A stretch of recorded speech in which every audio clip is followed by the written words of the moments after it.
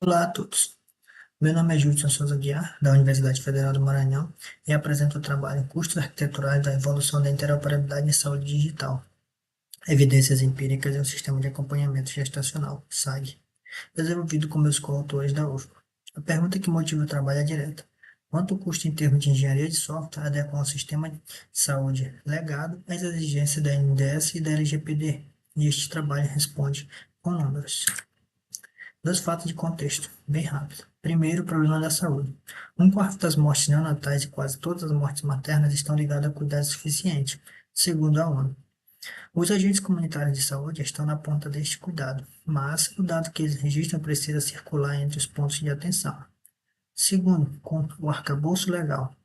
A LGPD de 2018 ela exige consentimento, rastreabilidade e governança para dados sensíveis, e a Portaria 1434 de 2020 institui a RNDS e adotou o HLS7 FHIR R4 como padrão normativo do SUS. A consequência é o que está no quadro à direita. Sistemas legados, construídos antes deste arcabouço, precisam evoluir, e essa necessidade não parte de preferência técnica, parte de um imperativo regulatório. O caso concreto, SAG, caso SAG, e a lacuna empírica. O caso concreto é o SAG, Sistema de Acompanhamento de Gestantes, um legado funcional do Programa de Saúde na Família. Ele cumpre seu papel, mas não tem mapeamento FII, não tem auditoria estruturada, não tem gestão formal de consentimento e troca dados por gestão proprietária, o que é incompatível com a RNDS sem adaptadores específicos. A lacuna. Os custos dessa adequação raramente são documentados empiricamente na literatura brasileira de informática em saúde. Na prática, a equipe do SUS não tem referência para estimar este esforço. E este trabalho preenche essa lacuna, com um estudo de caso empírico que quantifica os custos observados na evolução do SAC.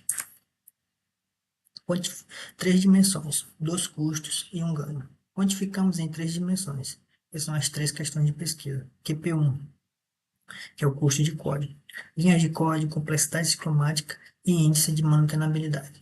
QP2, custo operacional, containers, instância de banco de dados. E QP3, o ganho que justifica este curso, o atendimento aos requisitos técnicos para a futura integração com a RDS e conformidade com o LGPD. Podemos ver que duas medem custos e uma mede o benefício, e juntas elas formam uma análise de trade-off. HLS7 FHIR. Resultados um minuto sobre o padrão, porque tudo que vem a seguir depende dele. O FHIR, Fast Healthcare Interoperability Resources, é o padrão de DLSS International que combina a experiência clínica acumulada dos padrões anteriores com tecnologias modernas. APIs RESTful, JSON e XML. E ele é o protocolo normativo da RNDS desde a portaria 1434. A unidade fundamental do FHIR é o recurso, ou seja, cada entidade clínica é um bloco modular independente. Os 5 que aparecem no slide são os 5 implementados neste trabalho. Patients para gestante, Practitioner para profissional, Observation para as medidas clínicas, Consent, que é o consentimento da LGPD, e Provenance, que é a autoria e rastreabilidade. Além da estrutura, o FIR exige integração semântica. Os dados precisam usar vocabulários padronizados como LOWINX, NOMAD, CT e CID-10. Guardem essa ideia, estrutura mais semântica, porque é exatamente aí que os resultados vão localizar os custos. Estudo do caso, o mesmo sistema em duas configurações. A metodologia é um estudo de caso descritivo, comparando o mesmo sistema em duas configurações. A versão original, monolítico de Django com PostgreSQL único, sem FHIR, sem auditoria e sem consentimento. E a versão evoluída, 3 microserviços Fast API organizado por domínios clínicos. Usuário, gestante e avaliações, cada um com banco de dados PostgreSQL isolado, suporte nativo a FHIR R4, OAuth 2 com JWT, audit log e o recurso consent. E o Django foi mantido como ponto de entrada.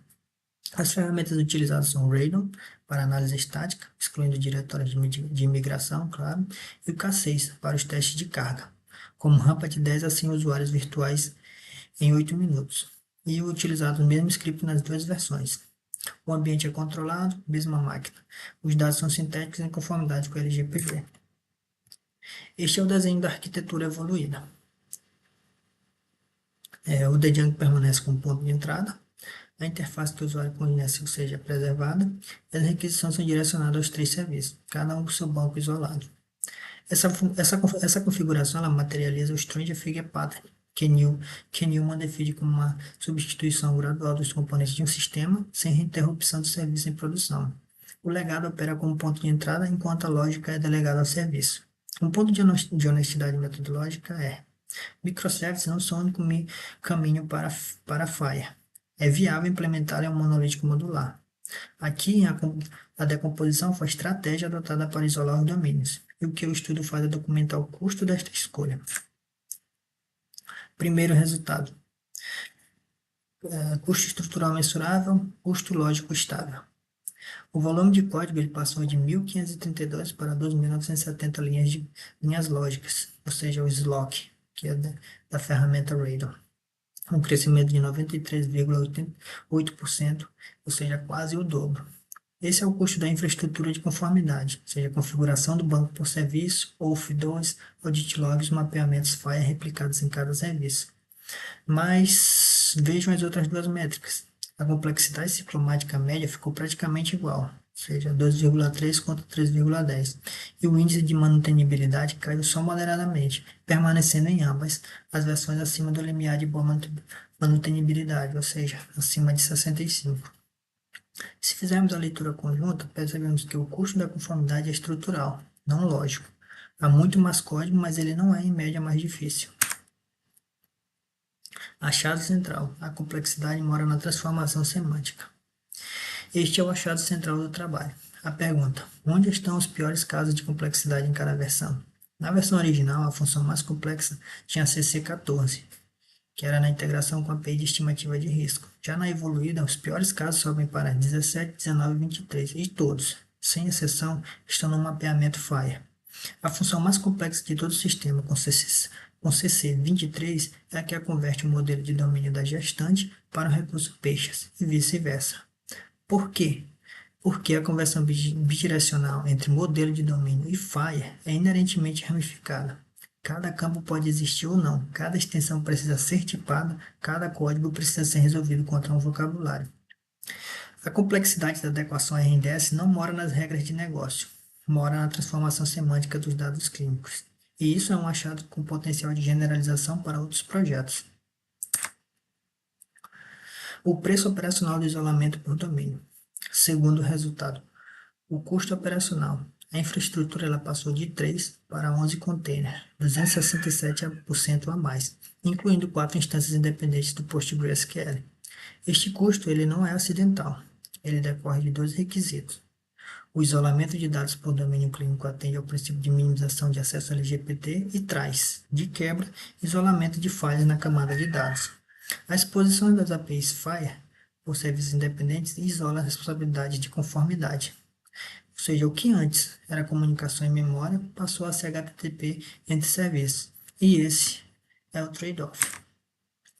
Desempenho sob carga. Resultado observacional. Sobre desempenho, os números observados são throughput de 46% maior, latência P95 57% menor e taxa de erro também menor. E este banner de cautela ele é deliberado. Estes números eles pedem uma interpretação cuidadosa. As duas versões elas diferem em arquitetura e em framework. Primeiro, no monolítico nós temos o Django síncrono e na versão evoluída o FastAPI assíncrono. O modelo assíncrono ele é intrinsecamente mais eficiente para cargas de entrada e saída concorrente, que é o perfil dominante do nosso teste. Devido a isso, não é possível, com este desenho, isolar quanto do tamanho do ganho vem da arquitetura e quanto vem da modernidade da stack. Portanto, nós não afirmamos que microservices são mais rápidos, mas afirmamos que esta configuração de evolução, que inclui necessariamente a atualização da stack, apresentou estes números. São dados observacionais, não evidências de superioridade arquitetural isolada. Terceiro resultado: requisitos técnicos para RNDS e LGPD atendidos. O que se ganhou? Ganhamos 4 entregas. Primeiramente, um mapeamento bidirecional validado nos 5 recursos FIRE, Patience, Observation, Practitioner, Provenance e Consent, com a biblioteca FIR.resource e validação PyIdentic, extensões institucionais tipadas sobre namespace da UFMA para campos sem equivalente no padrão, base para um futuro perfil FIA formal, vocabulários padronizados Low-INC para as medidas clínicas e Victories Participation Time para a autoria, e a governança LGPD, o Provenance registra a autoria de cada ação e o Consent registra status, escopo e validade, verificados a cada requisição. O que está fora do escopo? O que está fora do escopo aqui é o certificado ECP Brasil e a homologação no ambiente de teste da NDS, mas o trabalho atende aos requisitos técnicos que antecedem a essas etapas. Custos mensuráveis, previsíveis e localizados. Concluindo, tem 3 fases, né? Que é o QP1, ou seja, o custo estrutural não lógico, 93,8% a mais de código complexidade média equivalente, concentrado no mapeamento FIRE. QP2, o custo operacional expressivo, 267 a mais de containers, mais justificado pelo isolamento. E a estratégia baseada no Stranger Figure mostrou-se tecnicamente viável, sem interrupção de serviço. QP3. Os requisitos técnicos para a futura integração com a RNDS e conformidade com a LGPD foram atendidos. A contribuição central. Os custos da adequação à RNDS são mensuráveis e previsíveis, e sua principal fonte é a transformação semântica dos dados clínicos, não as regras de negócio. É uma referência empírica que outras equipes do SUS podem usar para planejar a própria adequação. Obrigado. Perguntas e discussões são bem-vindas. Agradeço a organização do simpósio e coautores.